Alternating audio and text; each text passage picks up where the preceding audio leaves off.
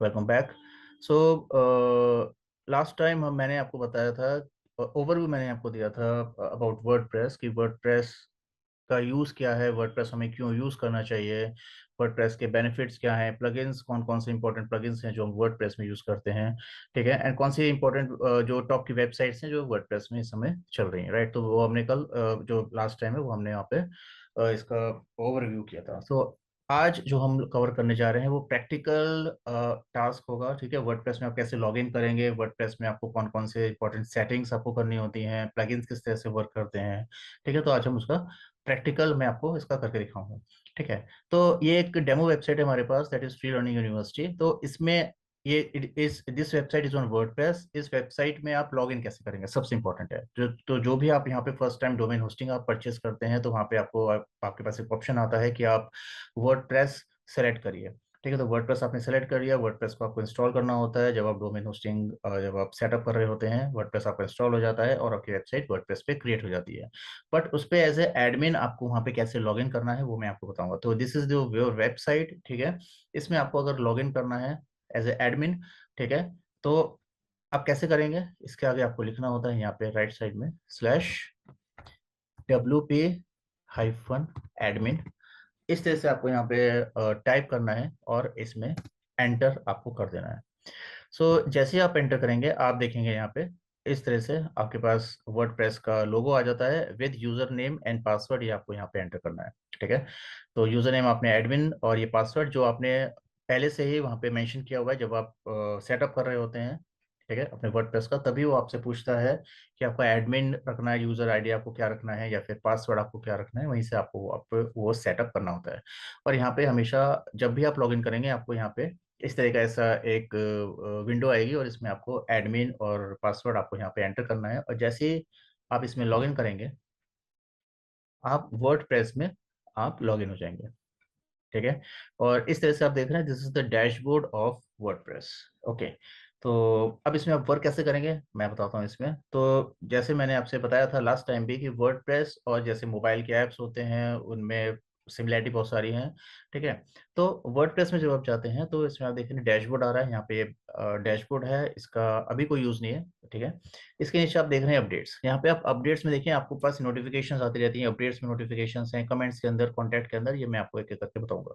तो पहले यहाँ पे अपडेट्स में नोटिफिकेशंस हैं 12 नोटिफिकेशंस। जब आप इस पर क्लिक करेंगे अपडेट्स पे तो आप देखेंगे कि इंक्लूडिंग ऑल द प्लगइन्स।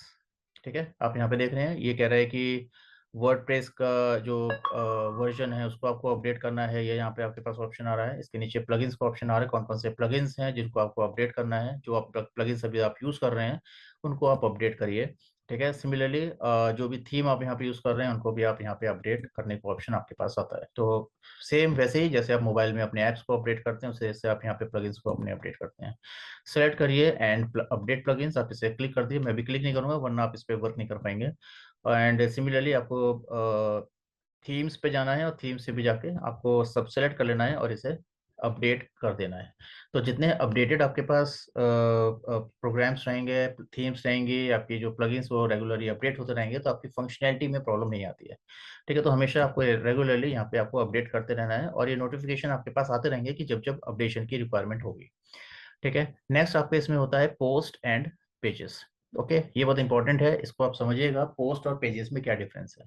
ठीक है, पोस्ट जो होते हैं वो आपके डायनामिक होती हैं, लाइक उसमें आप चेंजेस कर सकते हैं पोस्ट के अंदर, और पेजेस आपके स्टैटिक होते हैं। मैं इसका एक एग्जांपल आपको देता हूँ।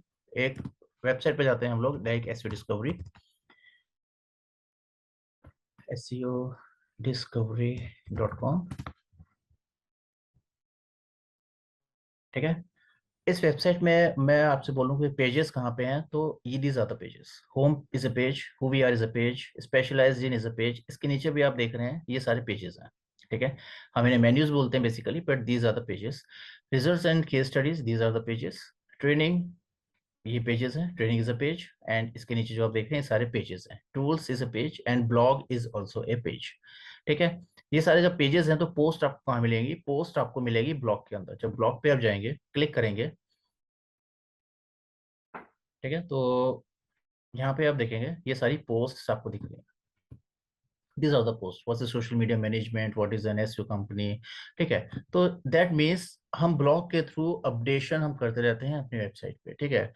तो दिस इज वेरी इंपॉर्टेंट। मैंने आपसे बोला जो पेजेस हैं वो हम डायरेक्टली अपने यूजर्स को दिखा रहे हैं, दिस आर द स्टैटिक, इसमें ज्यादा चेंजेस करने के ऑप्शन आपके पास नहीं होते हैं, ठीक है, इन पेजेस पे, ठीक है।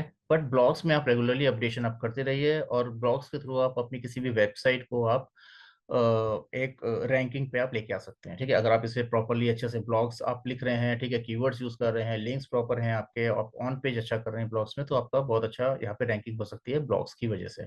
तो ब्लॉग्स एक रैंक कराने के लिए आपका एक मेन, आपके पास आप बोल सकते हैं एक मीडियम है, ठीक है। तो हमेशा आपको ब्लॉग्स ऐड करते रहना चाहिए, ठीक है, रेगुलरली अपडेट करते रहिए, पोस्ट अपनी रेगुलर अपडेट करते रहिए, नई पोस्ट ऐड करिए, पुरानी पोस्ट को आप अपडेट करिए, ठीक है। और ये जरूरी होता है, ठीक है। सो दैट मीन्स जो भी वेबसाइट आप क्रिएट कर रहे हैं, अगर वो वेबसाइट बिजनेस की वेबसाइट है तो उसमें ब्लॉग होने चाहिए, एफिलिएट वेबसाइट हो तो उसमें ब्लॉग होना चाहिए, अगर आप एक ई कॉमर्स वेबसाइट क्रिएट कर रहे हैं तो उसमें ब्लॉग आप जरूर ऐड करिए, क्योंकि ब्लॉग्स की वजह से आपकी वेबसाइट रैंकिंग होती है। तो यहाँ पे आपके पास क्योंकि चेंजेस करने के ऑप्शन नहीं है, ठीक है।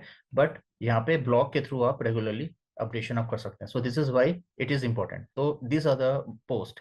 तो जब भी आप पोस्ट लिखेंगे, ठीक है, पोस्ट आप क्रिएट करेंगे, वो ऑल ऑटोमेटिकली ब्लॉग्स के अंदर जाके ऐड हो जाएगी, और पेजेस आपके अलग से क्रिएट होंगे। तो ये हम आगे इसमें पढ़ेंगे, राइट। तो यही मैं आपको बता रहा था। सो this is the difference between blogs and pages. इसके बाद जो मीडिया का ऑप्शन यहाँ पे होता है, मीडिया में आप जाएंगे और मीडिया में आपको लाइब्रेरी दिखेगी, एडियो। तो मीडिया का मतलब है कि जो भी आपने अभी तक इसमें पिक्चर्स, इमेजेस, वीडियोस आपने यूज की हैं, वो सारी आपकी मीडिया के अंदर स्टोर होती रहती हैं। So it is a library basically. तो अगर आप, मैंने इस पर क्लिक किया हुआ है लाइब्रेरी पे, और ये आपको अभी शो हो जाएगी। सो आप देख रहे हैं, this is the library. Fine. तो जो भी इमेजेस अभी तक यूज की गई हैं, तो ये सब यहाँ पे आपको शो होंगे। सो दिस इज द मीडिया।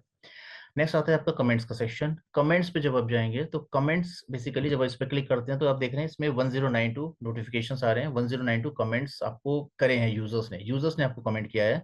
और वो यूजर्स कमेंट कहाँ कर सकता है? आपके पोस्ट पे, ठीक है। पेजेस पे कमेंट नहीं होते हैं, पोस्ट पे कमेंट होते हैं। So these are all the comments on your post, ठीक है। So for example, what to pack for summer in Europe, ठीक है। एक ये फॉर एग्जाम्पल एक पोस्ट आई है, इसको मैं देखता हूँ, व्यू पोस्ट। तो आपने देखा होगा कि जब भी कोई आप पोस्ट ओपन करते हो और सबसे लास्ट में जब आप जाएंगे तो आपके पास एक ऑप्शन आता है यहाँ पे रिप्लाई करने का, कमेंट करने का, ठीक है। तो इसी तरह से आपके जो यूजर हैं वो इस पोस्ट को देख रहे हैं और इस पोस्ट पे वो कमेंट कर रहे हैं। तो जो भी वो कमेंट कर रहे हैं वो डायरेक्टली पोस्ट नहीं होती, वो डायरेक्टली लाइव नहीं होगी जैसे सोशल मीडिया में होती है। सोशल मीडिया में आप कुछ भी कमेंट करते हैं, किसी को भी आप पोस्ट करते हो, डायरेक्टली लाइव हो जाता है, ठीक है। बट यहाँ पे वर्डप्रेस में ऐसा नहीं होता।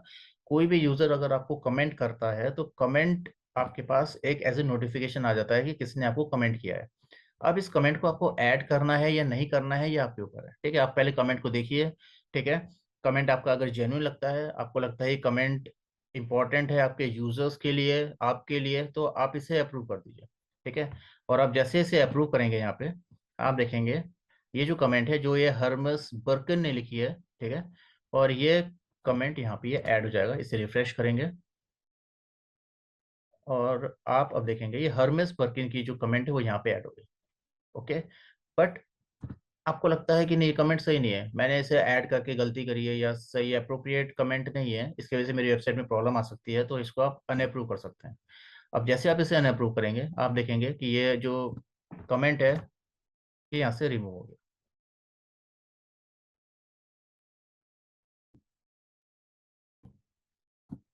ठीक है। अब आप नीचे जाएंगे तो यहाँ पे आपको कोई ऐसी कमेंट नहीं देगी, हरमेस बर्किन की कोई कमेंट यहाँ पे नहीं है, ठीक है। तो जो कमेंट आपको लगता है कि इंपॉर्टेंट है, आपके लिए यूजफुल है, आपके यूजर्स के लिए यूजफुल है, तो आप हमेशा इसको ऐड करिए। और जो कमेंट आपको लगता है कि स्पैम चल रही है, स्पैम मतलब कि इररेलेवेंट लिंक्स, यहाँ पे आप देख सकते हैं इस तरह के लिंक्स हैं, किसी और लैंग्वेज में है, इस ऐसे कमेंट्स कभी भी आपको ऐड नहीं करने चाहिए। आपकी वेबसाइट पे स्पैम स्कोर्स बढ़ते हैं, आपकी वेबसाइट की रैंकिंग डाउन होती है। तो this are the importance of comments. इसके बाद नीचे कॉन्टैक्ट का ऑप्शन आ रहा है। जब आप कॉन्टैक्ट पे जाएंगे, so this is contact is a plugin, ठीक है। तो ये मैं आपको आगे बताऊंगा प्लगइन्स हम कैसे यूज करते हैं। दिस इज द प्लगइन, तो इसको अभी यूज करने की जरूरत नहीं है। Elementor is also a good plugin, ठीक है। तो इसके बारे में मैं आपको बताऊंगा, एलिमेंटर भी एक प्लगइन है। टेम्पलेट्स, डिफरेंट टेम्पलेट्स हम यूज कर सकते हैं, एसेंशियल एड ऑन्स हैं, डब्ल्यूपी फॉर्म है, ये सारे आपके प्लगइन्स हैं। अपीयरेंस में जाते हैं, this is very important part. जब भी आप अपीयरेंस में जाएंगे, अपीयरेंस का मतलब है कि आपकी जो वेबसाइट है वो आपके यूजर्स को कैसी दिखनी चाहिए, this is the appearance part, okay, तो जब आप अपीयरेंस में आप जाते हैं, ठीक है, और यहाँ पे आपको कस्टमाइज का ऑप्शन यहाँ पे आपको दिखता है, ठीक है, तो अपीयरेंस में गए, कस्टमाइज, यहाँ पे आप जाके चेंजेस कर सकते हैं, तो आपको कस्टमाइज में जाना है।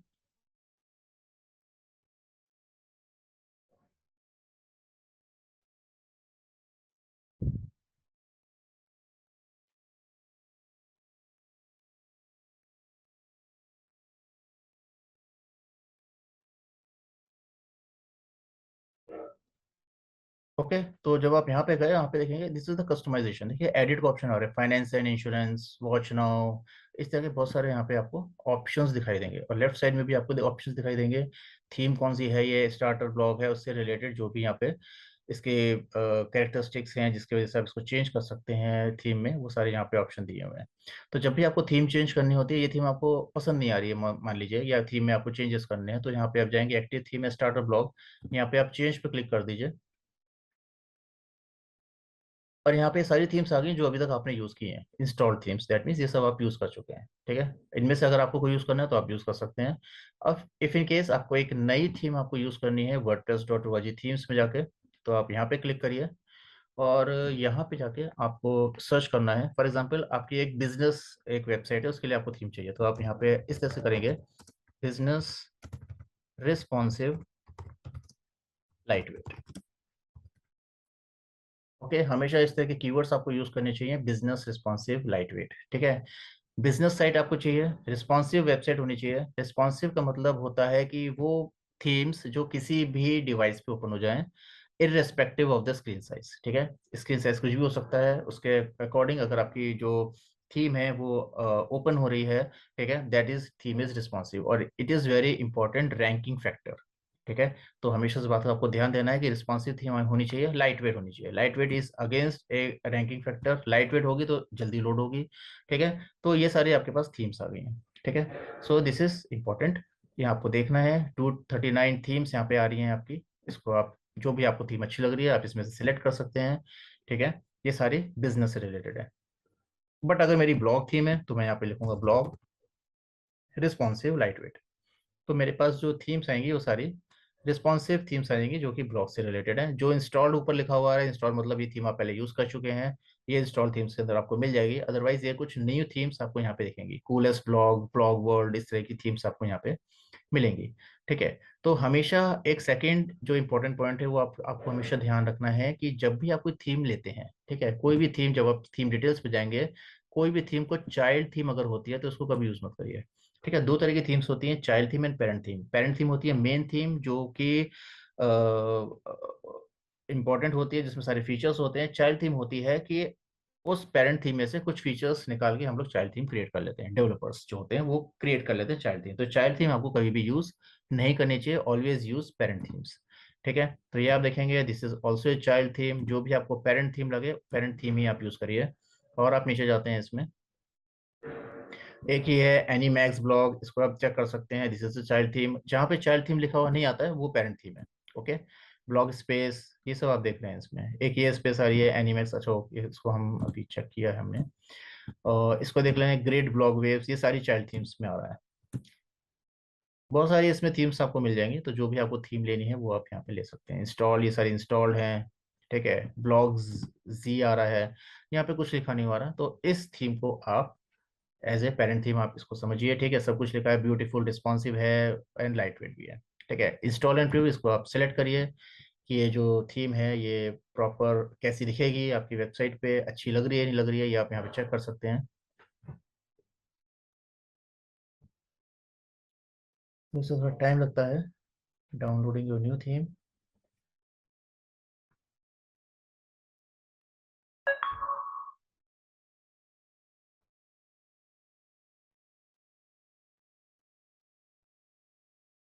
ओके, तो अब देखिए ये थीम पूरी चेंज हो चुकी है आपकी, जो पहले थीम थी और अब जो थीम है ये पूरी चेंज हो चुकी है, इस तरह से ये थीम आ रही है, ठीक है। अब आपको ये थीम अच्छी लग रही है, ठीक है, तो आप इसे क्या करेंगे, आप इसे एक्टिवेट एंड पब्लिश आप कर लेंगे। जब तक आप इसे एक्टिवेट एंड पब्लिश नहीं करते हैं, आपकी पुरानी थीम ही वर्किंग में रहेगी, ये जो लाइव रहेगी वो पुरानी थीम में रहेगी। पर जैसे आप इसे एक्टिवेट एंड पब्लिश कर देते हैं, आपकी ये जो थीम है दैट इज ब्लॉग जी, ये आपकी लाइव हो चुकी है, ओके। तो इस तरह से आप अपनी थीम्स चेंज कर सकते हैं। अब इस थीम्स के अकॉर्डिंग नीचे ऑप्शंस आपको दिए हैं। साइट आइडेंटिटी, साइट आइडेंटिटी में आप जाएं, अपने लोगो में चेंजेस करने हैं वो आप यहाँ पे कर सकते हैं। नीचे साइट आइकन है, ठीक है, इसको आप चेंज कर सकते हैं। ये ऊपर साइट आइकन जो आपको आइकन्स दिख रहे हैं, व्हाट्सएप का ये दिख रहा है और ये अलग अलग जीमेल्स के आपको दिख रहे हैं, this is the site icons. तो इसको आप चेंज कर सकते हैं, ठीक है। क्रिएट कर सकते हैं, आप कैनवा पे क्रिएट कर सकते हैं, स्मॉल ऐसे टूल्स में जाकर भी आप इसे क्रिएट कर सकते हैं। ये जरूरी होता है। कलर्स चेंज करना है, यहाँ पे कलर्स चेंज कर लीजिए। हेडर टेक्स्ट कलर चेंज करना है या बैकग्राउंड कलर चेंज करना है, आप यहाँ से जाकर आप इजिली कर सकते हैं। हेडर इमेज में चेंज करने हैं तो हेडर इमेज इस टाइप के आप यहाँ पे क्रिएट कर लीजिए। कैनवा पे जाके आप इजिली क्रिएट कर सकते हैं और इसको आप ऐड कर सकते हैं। बैकग्राउंड इमेज चेंज करनी है, बैकग्राउंड में कोई इमेज आपको ऐड करनी है तो वो आप यहाँ पे ऐड कर दीजिए, ठीक है। मेन्यूज विजेट्स ये अलग अलग ऑप्शंस हैं, ये मैं आपको आगे बताऊंगा। होम पेज सेटिंग्स आपको ऐड करना है। अब होम पेज सेटिंग्स में दो ऑप्शंस होते हैं, जो लेटेस्ट पोस्ट, अगर आपकी जो वेबसाइट है वो सिर्फ आप ब्लॉगिंग कर रहे हैं, ठीक है, सिर्फ आप चाहते हैं कि यूजर जब भी आपकी वेबसाइट पे उसे सिर्फ पोस्ट दिखे तो आप यहाँ पे लेटेस्ट पोस्ट क्रिएट कर लीजिए। बट आपको लगता है कि अगर कोई यूजर आ रहा है उसे सबसे पहले होम पेज दिखना चाहिए, ठीक है, तो वो होम पेज पे जाएगा। जैसे एसईओ डिस्कवरी की वेबसाइट है, जब भी यूजर एसईओ डिस्कवरी की वेबसाइट पे जाता है तो उसे क्या दिखता है, सबसे पहले एक होम पेज दिखता है, उसके बाद वो ब्लॉग सेक्शन पे जाता है। तो ये आपको यहाँ पे डिफाइन करना पड़ेगा कि आपकी जो वेबसाइट है वो डायरेक्टली यूजर होम पेज देखे या फिर डायरेक्टली आपके जो पोस्ट हैं उसको देखे, तो ये आप यहाँ पे डिफाइन कर सकते हैं, ठीक है। एडिशनल सीएसएस है, इसकी रिक्वायरमेंट ज़्यादा नहीं होती है। So this is all about the customization part, ठीक है। तो आप इजीली कस्टमाइज कर सकते हैं और कस्टमाइज के बाद जो भी चेंजेस हुए हैं उसको आप यहाँ पे पब्लिश कर दीजिए, आपका कस्टमाइजेशन आपका प्रॉपर हो जाएगा, ठीक है। ऐसे क्रॉस करते हैं, ओके। वापस फिर हम लोग वर्डप्रेस पे आते हैं। ओके, तो ये मैंने आपको यहाँ पे बताया कि अपीयरेंस पे जाके आपको किस तरह से विजेट्स सॉरी कस्टमाइज आपको करना है यहाँ पे, ठीक है। इसके बाद जो नेक्स्ट इसमें ऑप्शन है दैट इज विजेट्स। तो जब आप विजेट्स पे आप क्लिक करते हैं इसमें, ठीक है, विजेट्स का मतलब होता है साइड बार में अगर आपको कोई आइटम्स ऐड करने हैं, कुछ एडिशनल इन्फॉर्मेशन ऐड करनी है तो आप विजेट्स के थ्रू आप ऐड करते हैं, या फुटर में कुछ चेंजेस करने हैं तो आप विजेट्स के थ्रू आप करते हैं। तो विजेट्स पे आप जाइए, ठीक है, और विजेट्स में आपको ऑप्शन मिलेगा साइड आउट साइड बार, इस तरह से साइड बार आ रहा है। अगर आप यहाँ पे देखेंगे वेबसाइट को, pre learning university .com,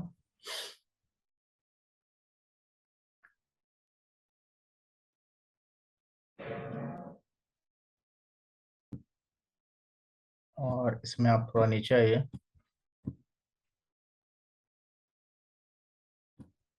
insurance पे क्लिक करते हैं। इसमें इसमें कहीं हमें साइड बार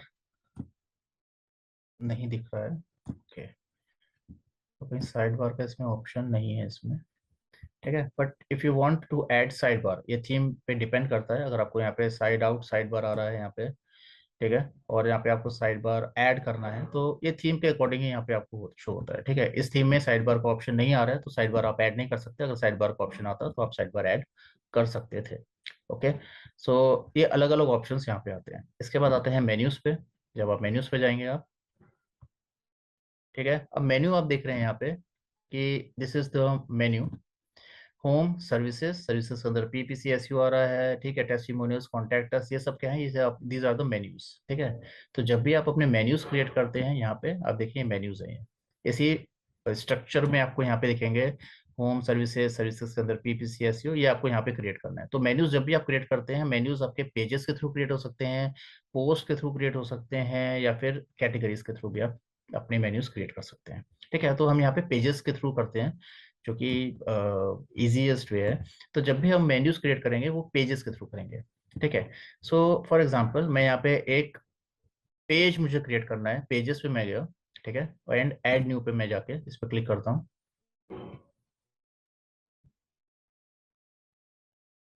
और यहाँ पे मैं एक पेज ऐड करता हूँ। लाइक इस पेज का नाम है ठीक है, इस पेज का नाम है डेमो पेज 1, ठीक है। और यहाँ पे इसको मैंने पब्लिश कर दिया, पब्लिश एंड पब्लिश, ओके। ये पेज मेरा पब्लिश हो चुका है। वापस वर्डप्रेस पे आते हैं, ठीक है, एंड वर्डप्रेस पे वापस आपको यहाँ पे मेन्यूज पे जाना है, और यहाँ पे जब आप जाएंगे तो आप देखेंगे यहाँ पे डेमो पेज 1 यहाँ पे आ चुका है, ठीक है, क्योंकि मैंने उसे वहाँ पे डेमो पेज, एक नया पेज मैंने यहाँ पे क्रिएट किया था ऐड यू करके, और उसे पब्लिश किया है। और जब आप उसे पब्लिश करेंगे तो आप देखेंगे डेमो पेज 1 यहाँ पे आ चुका है। इस पे मैंने क्लिक किया डेमो पेज 1 पे, and finally add to menu मैंने इसे कर दिया। इस पेज को मुझे ऐड करना है। So this is add to menu हो चुका है यहाँ पे, और ये पेज यहाँ पे ऐड हो चुका है। और जब भी आप कोई चेंजेस करते हैं मेन्यूज में, उसे आप सेव मेन्यू जरूर कर लीजिए। सो दिस इज सेव मेन्यू का ऑप्शन है, बटन है, इसमें मैंने क्लिक कर दिया है। अब आप जब यहाँ पे जाएंगे फ्री लर्निंग यूनिवर्सिटी पे, ठीक है, इसकी वेबसाइट पे, आप देखेंगे यहाँ पे एक डेमो पेज 1 यहाँ पे ऐड हो चुका है। ओके, अब इस डेमो पेज 1 का आपको चेंज करना है। ये मैंने पेज सिर्फ आपको दिखाने के लिए बनाया, अदरवाइज इसमें जो भी आप सर्विसेज वगैरह आप ऐड कर सकते थे, जो भी आपको ऐड करना है वो आप ऐड करिए। सो this is just for a demo. तो इस डेमो पेज का आपका पोजीशन चेंज करनी है आपको। इसे मान लीजिए कॉन्टैक्ट अस से पहले लेके आना है, तो आप इसे क्या करेंगे, आप यहाँ पे जाएंगे नीचे, ठीक है, this is the demo page 1। जैसे आप इस पे जाएंगे, इस पे क्लिक करिए, और इस पे क्लिक करते ही आप देखेंगे इसमें एक फोर्थ ये स्क्वायर यहाँ पे आ चुका है, 4 एरोज यहाँ पे आपको दिख रहे हैं। इस एरोस जैसे आते हैं, इसे ड्रैग करके ऊपर ले जाइए, कॉन्टैक्ट अस के ऊपर लाके यहाँ पे आप इसे ड्रॉप कर दीजिए। ड्रैग एंड ड्रॉप है, सिंपल है। और इसे आप सेव मेन्यू कर दीजिए। जब आपने इसे सेव मेन्यू करा और इसके बाद दोबारा से वहां पे जाके आप इसे चेक करेंगे जब फ्री लर्निंग यूनिवर्सिटी में, तो आप देखेंगे कि इसकी पोजीशन चेंज हो चुकी है। ठीक है, सिमिलरली आप चाहते हैं कि इसे मैं सर्विसेज के पेज पे मुझे ऐड करना है, तो मैं डेमो पेज 1 को सर्विसेज पेज में मुझे ऐड करना है, तो मैं क्या करूंगा, फिर से यहाँ पे जाऊंगा नीचे, ये डेमो पेज 1 है मेरा, ठीक है, इसको मैं ड्रैग करके ऊपर ले जाऊंगा सर्विसेज के पेज पे, यहाँ नीचे ले जाऊंगा यहाँ पे। ठीक है, जब मैं नीचे ले गया, ठीक है, तो ये यहाँ पे एज ए मेन्यू क्रिएट हो गया है। बट मैं इसे एक राइट शिफ्ट कर देता हूँ, तो ये सर्विसेज के पेज के अंदर एक यहाँ पे सब आइटम आ गया, दैट इज सब मेन्यू यहाँ पे क्रिएट हो चुका है। तो इसे मैंने फिर से अपडेट कर दिया, और इसके बाद जाके इसे मैंने रिफ्रेश किया, तो आप देखेंगे यहाँ पे कि सर्विसेज के पेज में जब आप जाएंगे तो यहाँ पे डेमो पेज वन आपको दिखाई देगा। तो ये बहुत इजी होता है, इस तरह से आप अपने मेन्यूज क्रिएट आप कर सकते हैं। ठीक है, इसमें और भी बहुत सारे ऑप्शन है, इसकी जरूरत ज़्यादा है नहीं। थीम फाइल एडिटर एक इंपॉर्टेंट है, जब हम किसी प्लेटफॉर्म को हम कनेक्ट करेंगे, Google analytics, Google tag manager या फेसबुक पिक्सल, तो हम थीम फाइल एडिटर हम लोग यहाँ पे यूज़ करेंगे। अभी इसकी कोई इंपॉर्टेंस नहीं है यहाँ पे। इसके बाद आते हैं प्लगइन्स पे। Plugins very important. ठीक है, प्लगइन्स मतलब मैंने आपसे बोला था कि प्लगइन्स क्या होते हैं, एक स्पेसिफिक कोड होता है फॉर ए पर्पस। ठीक है, कोई भी आपको टास्क एक करना है, उसके लिए एक कोड जनरेटेड यहाँ पे होता है। कोड एक एप्लीकेशन होती है, जैसे मोबाइल ऐप्स होती हैं, ठीक है, उसी तरीके से यहाँ पे प्लगइन्स होते हैं। तो किसी भी स्पेसिफिक टास्क को आपको करना है, तो आप यहाँ पे जाइए, प्लगइन सर्च करिए और उसको यूज करिए। तो प्लगइन्स पे आप जाते हैं और इंस्टॉल प्लगइन्स पे आप क्लिक करिए, और आप देखेंगे यहाँ पे आपके प्लगइन्स जो भी मैंने यहाँ पे ऐड ऑन किए हैं, ये सारे आपको दिख रहे हैं। इसमें से किसी को आपको डिलीट करना है, एक्टिवेट करना है या डीएक्टिवेट करना है, आप कर सकते हैं, बहुत ईजी है। ठीक है, सिमिलरली मुझे एक नया प्लगइन ऐड करना है जो कि यहाँ पे लिस्ट में नहीं है। ठीक है, तो मैं यहाँ पे नए प्लगइन पे जाऊँगा। ठीक है, जो भी प्लगइन, मुझे एक फॉर्म ऐड करना है फॉर एग्जांपल, तो मैं जैसे ही फॉर्म लिखूंगा मेरे पास सारे प्लगइन्स यहाँ पे आ जाएंगे। So this are all plugins contact form 7। बहुत अलग अलग टाइप्स के प्लगइन्स हैं, फॉर्म से रिलेटेड ही हैं प्लगइन्स हैं। ठीक है, और इनकी रेटिंग्स वगैरह भी दी हुई हैं, कितने एक्टिव इंस्टॉलेशन है ये भी आप यहाँ पे देख सकते हैं। इस तरह से यहाँ पे प्लगइन्स आपको शो होते हैं। अगर आपको एसईओ से रिलेटेड चाहिए, तो एसईओ पे आप टाइप करेंगे यहाँ पे, और यहाँ पे सारे प्लगइन्स आपको एसईओ से रिलेटेड आपको मिल जाएंगे। ठीक है, सिमिलरली अगर आपको यहाँ पे चाहिए सोशल मीडिया के प्लगइन्स, तो सोशल मीडिया प्लगइन्स आपको यहाँ पे अवेलेबल है। तो जो भी आपको प्लगइन्स लेने होते हैं, अपनी वेबसाइट में ऐड करने होते हैं, वो आप इजीली यहाँ पे ऐड कर सकते हैं। ठीक है, बट प्लगइन्स के लिए 3 इंपॉर्टेंट पॉइंट्स आपको यहाँ पे याद रखना इंपॉर्टेंट है। फर्स्ट, जो प्लगइन्स आप यूज करेंगे, ठीक है, ऑलवेज हमेशा ध्यान दीजिए कम से कम प्लगइन यूज करिए। जो आपको रिक्वायर्ड नहीं है प्लगइन, उसको यूज मत करिए। जो प्लगइन आपको रिक्वायर्ड है उसको आप यूज करिए। ठीक है, बहुत ज़्यादा प्लगइन्स आप अपनी वेबसाइट में आप ऐड ऑन कर लेंगे, भर लेंगे, ठीक है, तो आपकी वेबसाइट स्लो हो जाएगी। ठीक है, क्योंकि लिमिटेड स्पेस होती है, जितनी ज़्यादा आप ऐड ऑन करते जाएंगे आपकी वेबसाइट में प्रॉब्लम आती रहेगी। पहला पॉइंट। सेकंड पॉइंट है कि जो भी आप प्लगइन ऐड करते हैं, वो हमेशा देख लीजिए कि कंपैटिबल है कि नहीं विद वर्जन ऑफ वर्डप्रेस। ये हमेशा यहाँ पे लिखा होता है प्लगइन्स में, that it is compatible with WordPress version और नॉट।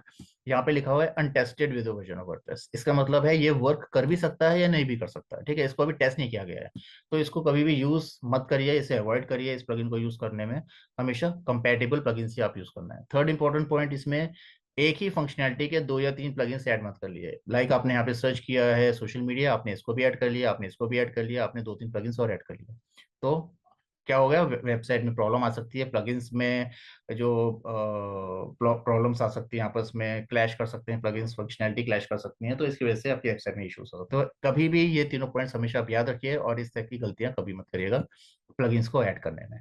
ठीक है, नेक्स्ट ऑप्शन आता है आपका यूजर्स। मल्टीपल यूजर्स आप यहाँ पे क्रिएट कर सकते हैं प्लगइन्स, सॉरी वर्डप्रेस में, जैसे मैंने आपको पहले बताया था इंट्रोडक्शन जो हमने क्लास करी थी उसमें। ठीक है, मल्टीपल प्लगइन यूजर्स आप यहाँ पे क्रिएट कर सकते हैं। तो ऑल यूजर्स पे आप जाएंगे तो ऑल यूजर्स में आपको दिखेंगे कौन कौन से यूजर्स हैं जो बने हुए हैं। आपको कोई नए यूजर्स ऐड करने हैं, मान लीजिए जैसे मैंने आपको एग्जांपल दिया था पहले भी, आपकी एक वर्डप्रेस की वेबसाइट है जो कि इस पे आप ई कॉमर्स का काम कर रहे हैं, ई कॉमर्स वेबसाइट, प्रोडक्ट्स आपको बहुत सारे ऐड करने हैं, उसका डिस्क्रिप्शन ऐड करना है, आप अकेले नहीं कर पा रहे हैं। ठीक है, तो आपने अपने एम्प्लॉयज को असाइन कर दिया एज ए एडमिन राइट कि वो भी वर्क कर सकें, आपके फ्रेंड्स रिलेटिव्स जिनको वर्डप्रेस आती है उनको आपने राइट्स दे दिए तो वो भी वहाँ पे वर्क कर सकते हैं। तो इस तरह से आपको यहाँ पे जाना है, user name, password, email ID, website और एक पासवर्ड है यहाँ पे ऑटो जनरेटेड होता है, तो आप इसको शेयर कर दीजिए, यूजर आएगा और वहाँ पे जाके ठीक है आपकी वेबसाइट पे वर्क कर सकता है। आप इसमें रोल भी दे सकते हैं, वो सब्सक्राइबर होगा, ऑथर होगा, कंट्रीब्यूटर होगा, जो भी आप रोल देंगे उसके अकॉर्डिंग आपका यूजर वर्क कर सकता है। एडमिनिस्ट्रेटर मतलब फुल राइट्स होते हैं, बाकी में लिमिटेड राइट्स होते हैं।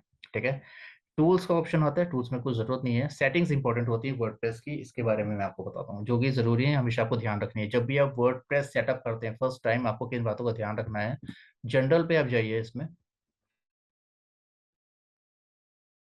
जनरल सेटिंग्स में आप जाइए और हमेशा इस बात का आपको ध्यान रखना है कि अगर आपकी वेबसाइट यहाँ पे HTTPS है, मतलब कि आपने यहाँ पे लॉग साइन आ रहा है, यहाँ पे आपका जो प्रोटोकॉल है वो hyper text transfer protocol secured है, HTTPS है, तो यहाँ पे भी आपको इसे HTTPS रखना है और यहाँ पे HTTPS रखना है ऑलवेज। इफ इन केस आपकी वेबसाइट यहाँ पे सिक्योर्ड नहीं है, सिर्फ HTTP है, तो यहाँ भी HTTP होनी चाहिए और यहाँ भी HTTP होनी चाहिए। ये तीनों इंपॉर्टेंट है, अगर ऐसा आप नहीं करते हैं तो कभी आपकी वेबसाइट HTTP भी जाएगी, कभी HTTPS भी जाएगी, तो क्रॉलिंग इंडेक्सिंग में प्रॉब्लम आएगी, सर्च इंजन कंफ्यूजन इसमें होता है। ठीक है, तो कभी ऐसा नहीं करना चाहिए, ये तीनों आपको सेम रखना है। दिस थिंग जो ऊपर वाला जो ये URL है इसका HTTPS और ये दोनों सेम होने चाहिए। ठीक है, नीचे आते हैं फिर इसमें रीडिंग का ऑप्शन।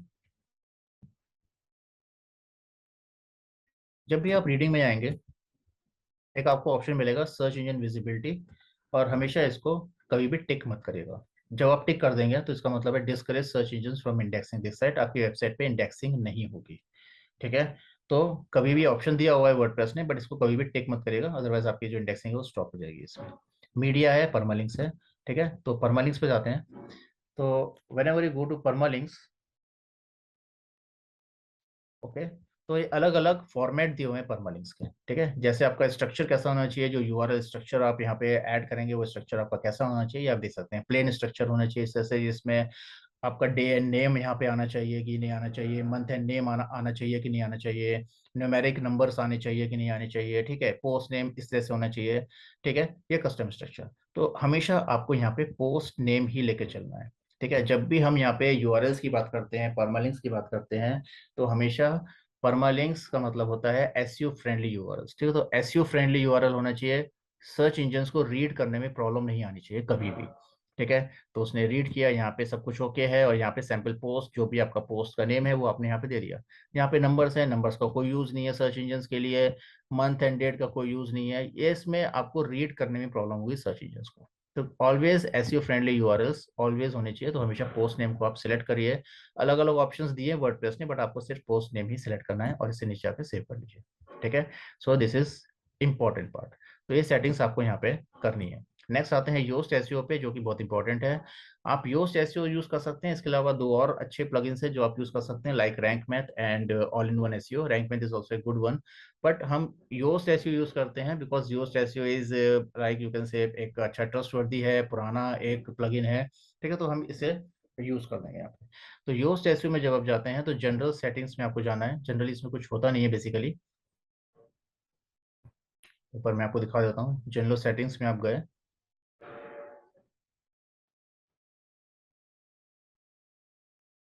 ओके, यहाँ पे डैशबोर्ड है, यहाँ पे डिफरेंट फीचर्स यहाँ पे आपको शो हो रहे हैं, यहाँ पे फीचर्स हैं ये। ठीक है, एसईओ एनालिसिस करता है योस्ट एसईओ आपके लिए, रीडेबिलिटी एनालिसिस करता है, ये हम आगे करेंगे ऑन पेज के अंदर, corner store content, tastily counter, insights, ये सब आपको यहाँ पे शो कर रहा है।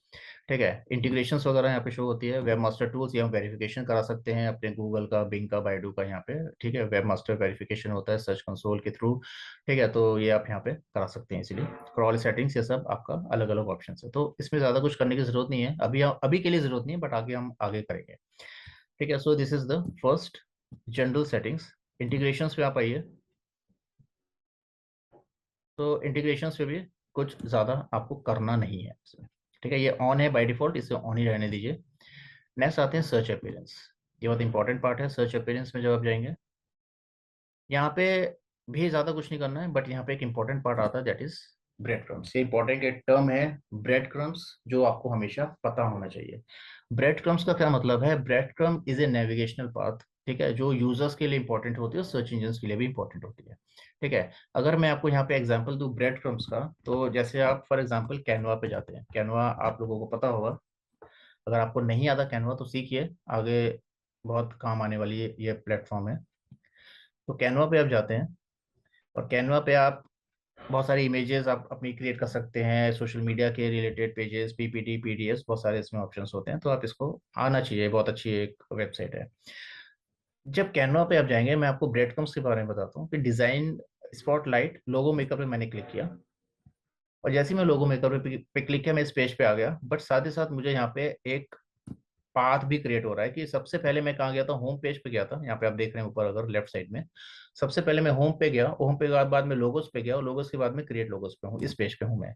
सो ये जो पाथ क्रिएट होता है इस तरीके से, इसे बोलते हैं bread crumbs. So this is a navigation path, जो यूजर को बताता है कि यूजर किस तरह से नेविगेट कर रहा है, कैसे वो फर्स्ट पेज पे था, होम पेज पे, और वो किस तरह से लास्ट पेज पे पहुंचा है, किस किस पेज के थ्रू होता हुआ गया है।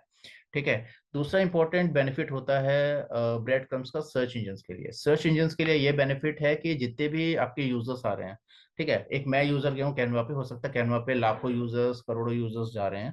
ठीक है, वो अलग अलग तरीके से, अलग अलग प्लेटफॉर्म से, अलग अलग टूल्स यूज कर रहे हैं, तो उनका ब्रेड क्रम्स अलग अलग बन रहा है। तो सर्च इंजन को समझ में आता है इजीली कि सर आपकी वेबसाइट का स्ट्रक्चर कैसा है। ठीक है, तो स्ट्रक्चर अगर सर्च इंजन को क्लियर हो गया, तो वो क्रॉलिंग इंडेक्सिंग में भी प्रॉब्लम नहीं आती है। So this is very important कि आपका ब्रेड क्रम्स क्रिएट होना चाहिए।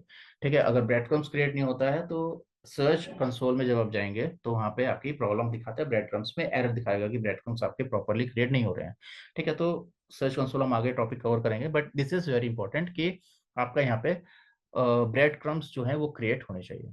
ओके, तो ये मैंने क्या आपको एग्जांपल दिया था कैनवा का कि किस तरह से जो पाथ क्रिएट होता है, this is known as a bread crumb.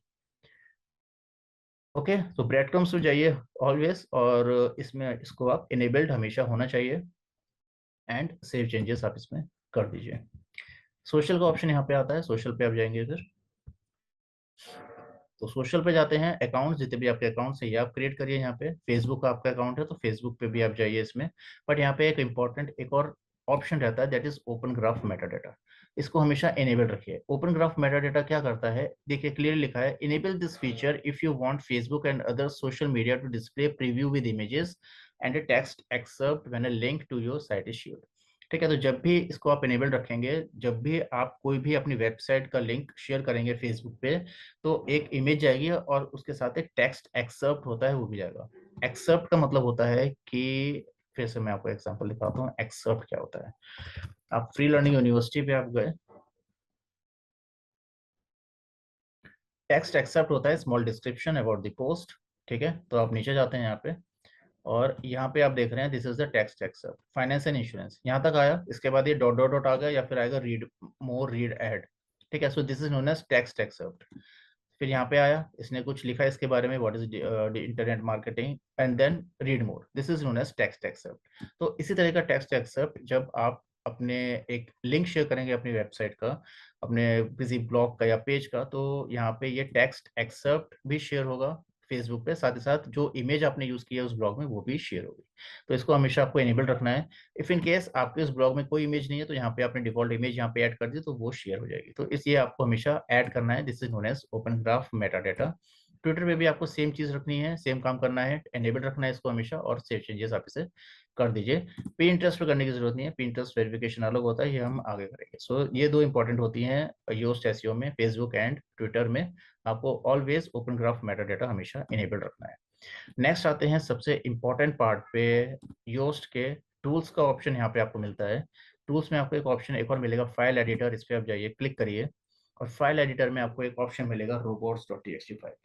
ठीक है, robots.txt file is an instruction file to the search engine, जहां पे आप ये बताते हैं सर्च इंजन को कि किस पेज को क्रॉल करना है, किस पेज को क्रॉल नहीं करना है। दूसरा इंपॉर्टेंट पार्ट, यहाँ पे आप ये भी बताते हैं सर्च इंजन को कि कौन सा सर्च इंजन आपकी वेबसाइट पे क्रॉल करेगा या कौन सा सर्च इंजन आपकी वेबसाइट पे क्रॉल नहीं करेगा। ठीक है, so this is the important of use sorry robots.txt file. ठीक है, तो robots.txt फाइल फिर से बता रहा हूँ इसकी definition, this is an instruction file for the search engine. ये सर्च इंजन के लिए इंस्ट्रक्शन फाइल है जो आप क्रिएट कर रहे हैं। ठीक है, बाय डिफॉल्ट जब भी आप वर्डप्रेस पे जाएंगे, कुछ यहाँ पे ऑप्शंस पहले से ही होंगे, यूजर एजेंट स्टार रहेगा, डिसअलाउ में आपका WP एडमिन रहेगा। ठीक है, बट इसको आप अपने अकॉर्डिंग चेंजेस आप कर सकते हैं। इसका मतलब क्या है मैं आपको बताता हूँ, एक एक लाइन का समझिएगा। यूजर एजेंट स्टार, इसका फॉर्मेट यही रहेगा। ठीक है, बीच में कोई स्पेस नहीं आएगी, और यहाँ पे हमेशा जो मैंने सेलेक्ट किया हुआ है हमेशा एक स्पेस रहेगी ऑलवेज। जब भी आप लिखेंगे कोलन के बाद ऑलवेज वन स्पेस यहाँ पे आएगी, और यहाँ पे भी वन स्पेस ऑलवेज आएगी, और फर्स्ट लेटर हमेशा आपका कैपिटल रहेगा सब में। ठीक है, तो यूजर एजेंट स्टार, स्टार का मतलब है कि आपने सभी सर्च इंजन को अलाउ किया हुआ है। कोई भी सर्च इंजन आके आपके वेबसाइट पे क्रॉल कर सकता है, गूगल हो, बिंग हो, याहू हो, या इंडेक्स, बायडू, कोई भी हो, कोई भी आके आपकी वेबसाइट पे क्रॉल कर सकता है, आपने सबको अलाउ किया हुआ है। बट अगर आप यहाँ पे लिख देते हैं गूगल बॉट, तो यहाँ पे सिर्फ गूगल ही आके क्रॉल कर सकता है, कोई और आके क्रॉल नहीं कर सकता। ठीक है, तो सिर्फ गूगल ही आके क्रॉल करेगा। ठीक है, तो यहाँ पे कोई एक सर्च इंजन आप यहाँ पे मेंशन कर सकते हैं, या फिर सभी को मेंशन कर सकते हैं। ऐसा नहीं कि गूगल आपने किया फिर यहाँ पे स्पेस देके बिंग कर दिया, ऐसा नहीं, कोई एक होगा या फिर सब होंगे। तो हमेशा बेस्ट प्रैक्टिस रहती है कि हमेशा आप यहाँ पे स्टार दे दीजिए, ताकि सिर्फ ताकि सभी सर्च इंजन आपकी वेबसाइट पे आके क्रॉल कर सकें। सो this is important part. Disallow का मतलब होता है कि किस पेज को आपको ब्लॉक करना है।